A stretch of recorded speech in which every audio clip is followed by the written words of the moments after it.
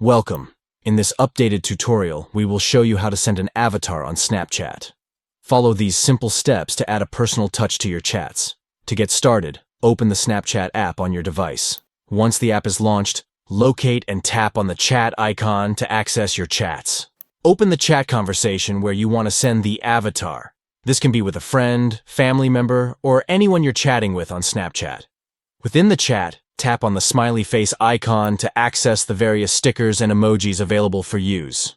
Next, tap on the Bitmoji icon located at the bottom of the screen. This will bring up your personalized Bitmoji avatar options. Select the avatar or expression you want to send by tapping on it. You can choose from a range of expressions and poses to convey your message uniquely.